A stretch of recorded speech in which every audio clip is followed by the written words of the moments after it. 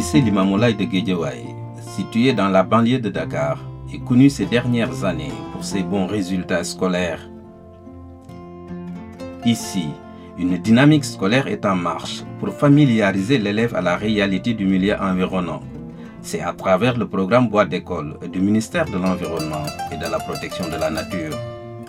Ce programme fait suite à une volonté des autorités étatiques de pérenniser les acquis du programme de formation d'information environnementale qui était un programme décennal d'éducation environnementale et un programme également sous-régional. Donc les autorités étatiques ont voulu pérenniser ces acquis en créant la cellule d'éducation environnementale. Ce programme, piloté par la CFE, cellule d'éducation et de formation environnementale, forme les enseignants devant encadrer les élèves et accompagne les établissements scolaires sur les plans techniques et matériels, dans la mise en place et l'entretien de bois d'école. Tout est parti du programme GLOBE. Le programme GLOBE, en résumé, c'est sciences et l'éducation à l'école.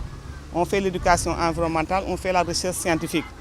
Bon, à travers GLOBE, on avait mis en place un micro-jardin. Le micro-jardin, ça fait à peu près 5 ans que ça fonctionne. Et après le micro-jardin, vu que ça marche, en collaboration avec la CFE, on a mis en place le bois d'école, communément appelé ici le verger. On nous a donné un lot d'équipements, des râteaux, avec quoi les élèves travaillent. On était suffisamment équipés. Après, ils ont amené les plantes. Donc c'est une synergie. La CFE a donné le matériel, nous avons fourni les ressources humaines. Il s'agit, à travers ce programme, d'encourager les activités pratiques d'éducation environnementale où l'élève est au cœur du processus. Si on n'a pas assez d'espace pour planter des arbres, mais l'école nous a donné l'occasion de découvrir quelques variétés. Nos élèves à Dakar sont un peu soustraits de la nature. Bon, tout est construit, ils ne sont pas en contact avec la nature. Et ce qui fait, nous, en tant qu'enseignants, en posant des questions sur la nature, on voyait que les élèves ne trouvaient pas les réponses. Parce que n'ayant jamais vu une plante en croissance, n'ayant jamais vu une plante en fructification. C'est le premier avantage, mettre en place le verger pour permettre aux élèves de venir voir le passage de la fleur au fruit, la germination, la croissance, tout ça, ça facilite la compréhension en classe.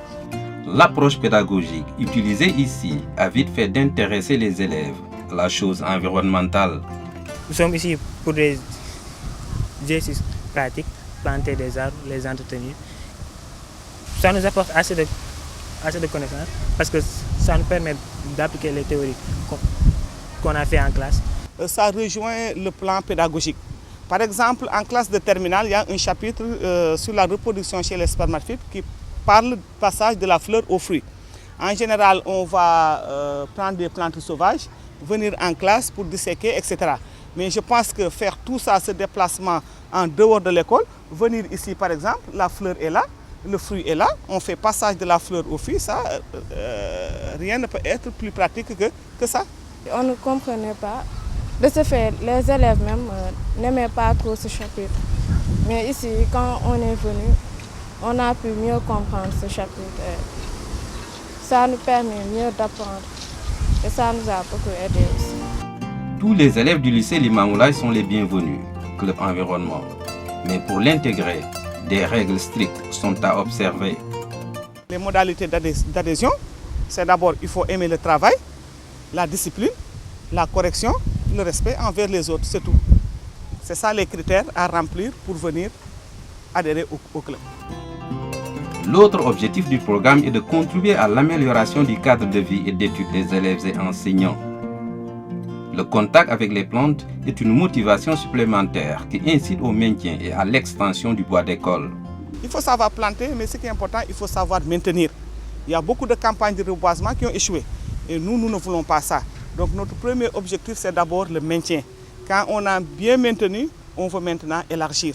C'est pourquoi on veut que ce verger-là soit transformé en espace public. On envisage de mettre du sable dunaire, mettre des bancs à l'intérieur et que ce soit un lieu de récréation. Les responsables du club environnement sont aujourd'hui fiers de leur bois d'école. Pour autant, ils ne comptent pas s'arrêter en si bon chemin. Pourquoi? Parce que c'est un volet très important dans la formation de l'individu, étant donné que nous cherchons à faire de la qualité. Dans la qualité, donc, il faut surtout nécessairement appuyer le volet environnement. C'est une possibilité d'étendre l'espace utilisé, parce que déjà il y a l'espace, il y a l'intérêt, parce que cet élément, non seulement c'est utile, mais c'est un outil pédagogique pour les sciences de la vie et de la terre. On va étendre pour d'autres raisons, parce que nous avons des partenaires qui, dans leur projet, il y a nécessairement le volet environnement à prendre en charge. Ils ont déjà visité les activités que nous avons menées, notre jardin. Ils ont très bien apprécié ça et qu'on va étendre dans ce domaine-là avec eux et avec nos partenaires du ministère de l'Environnement. Le proviseur du lycée Limamoulaye, très fier de ses résultats, apporte son soutien au club pour leur vulgarisation.